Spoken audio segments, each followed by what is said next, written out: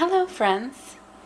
In one of my previous videos that was for a grocery haul, somebody commented that he wished that he or she he or she would be able to see some of my cooking ideas. So this is one of my recipes for a budget-friendly or frugal-friendly recipe. These are items that I almost always have on hand, so it's just perfect, if you don't want to go to the store or maybe money's a little bit tight this week. These are things that I can always pull out of my fridge or my pantry and make a couple of meals out of. This is a recipe that is for one person, so and do consider that if you've got a family. So the noodles that I'm going to be using are some large shells. The noodles that I choose really depend on what I have and what just sound good for me at the time. Sometimes I use shells, sometimes I use penne, macaroni noodles. It's kind of what's in your pantry at the moment and what sounds good. Macaroni and cheese is a simple recipe, but it has lots of variations. So mix it up with some different noodles just to give yourself a little bit of variety. The cheese that I'm using is medium cheddar. I selected this cheese just because it's one of my favorite cheeses, but I think you could use just about anything. And I'm going to be using some fat-free milk. So now that I've got my ingredients, let's get started cooking. Okay, I'm boiling the milk in a cast iron pan. I'm a big fan of cast iron, but I think you could use just about any kind of pan that you happen to have. And now that it's boiling, and I did throw in some salt. I think it's always a good idea to cook your noodles with a bit of salt. And this is a cup of noodles.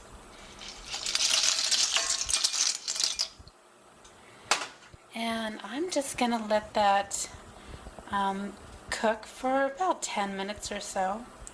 And I originally had the heat on high, and I turned it down to medium. And I will just let the noodles cook for about 10 minutes or so, and then I will be adding some water. What I've found with the milk is if you just cook it with milk, the milk's going to get kind of a skin on it. So I think the water is really helpful in diluting down the milk a little bit. And as the noodles are cooking in the milk, be sure and stir it frequently. You'll find if you just let the noodles and the milk cook by themselves, you will get that skin that I talked about. So stirring occasionally will prevent that. And what I'm trying to do is get the milk to absorb into the noodles, so they're a little bit creamy, and that'll help with the cheese that we're going to be adding in. Okay, it's been about 10 minutes since the noodles and the milk have been kind of percolating together, and I have that on medium. And just looking at the edge of the pan, it looks like about half of the milk is gone at this point. So it is absorbing into the noodles, or it's just evaporating into the air. I don't know which, but I hope it's going into the noodles. So at this point, I'm going to be adding in 2 cups of water.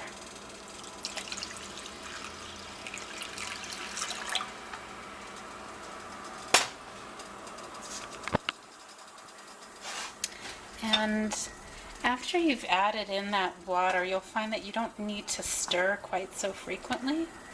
But in the beginning, give it a really good stir. Just to mix up all of the milk and the water.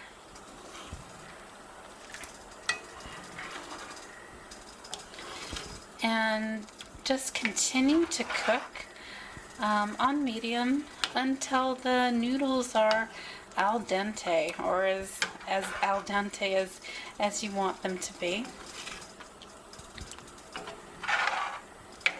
And I think really stirring them well together in the beginning is really important.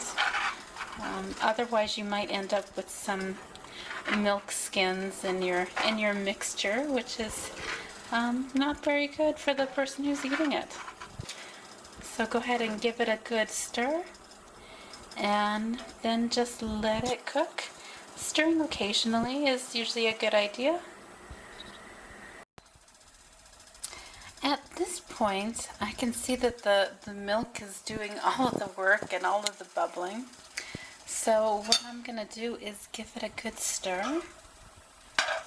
And you can see the milk is making a skin. And as I've been stirring, I've been noticing there's some milk parts that have been just adhering to the bottom. And that doesn't bother me too much, quite honestly. I think that makes kind of a nice home-style kind of effect. Something that you don't get in a box of macaroni and cheese. And I just love the texture, so I am not too bothered by that. Now that we've given it a good stir, I am going to add another cup of water, because the noodles are not done. And I want to give them a chance really to soak in some of that water and milk.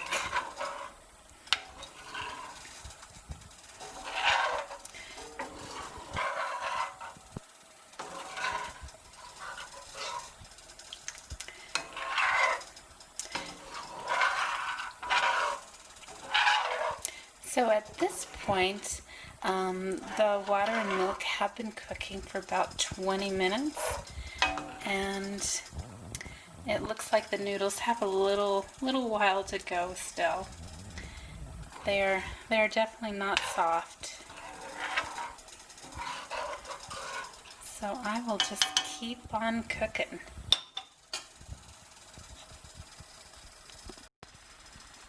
It's been about 40 minutes, and the milk is starting to run out of the pan, and you can kind of see that it's doing a lot of bubbling,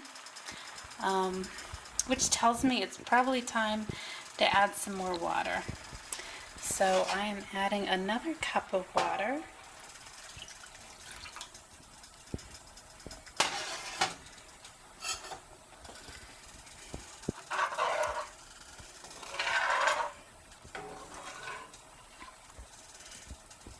And the noodles are a lot bigger.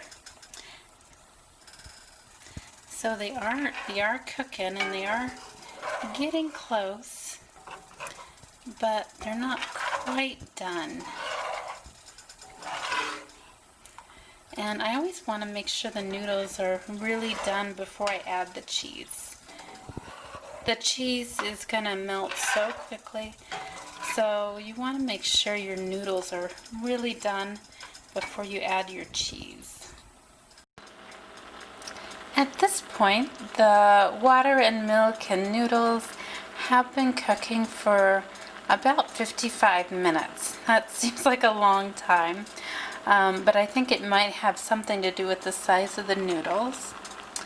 And at this point, the noodles are looking very done, so I'm going to start adding in some cheese.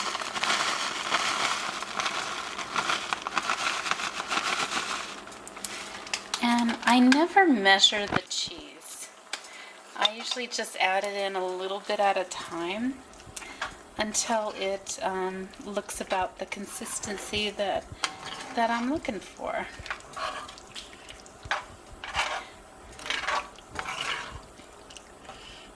And I think I can add in a little bit more.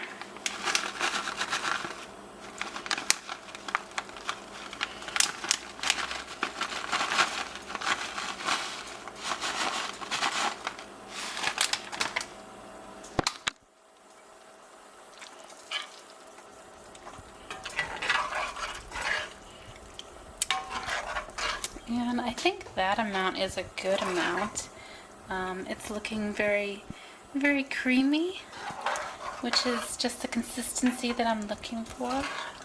I think that I don't measure the cheese just because it really depends.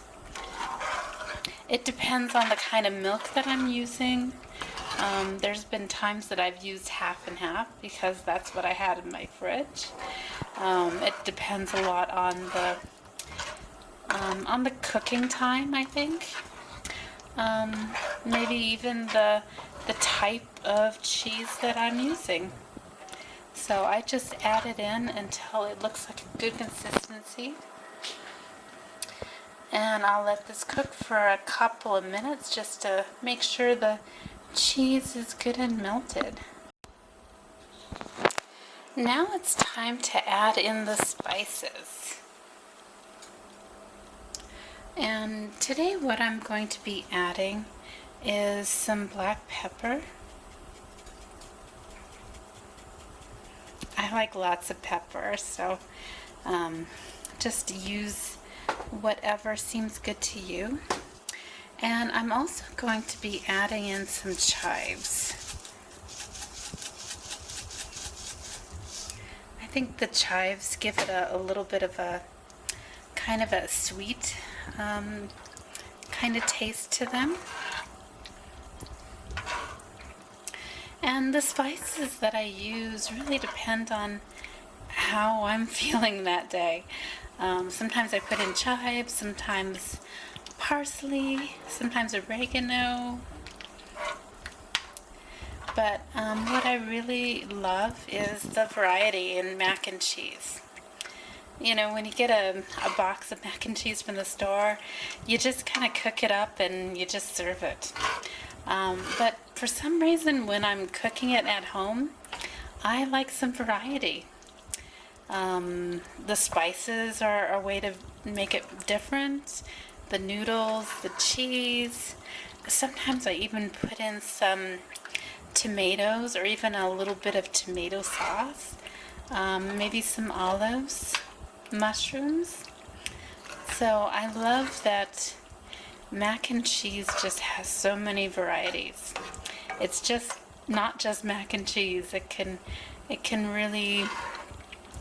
be more Italian tasting with oregano, or could just be very basic with some pepper. It really just depends what you want your mac and cheese to be. So that is my recipe for mac and cheese.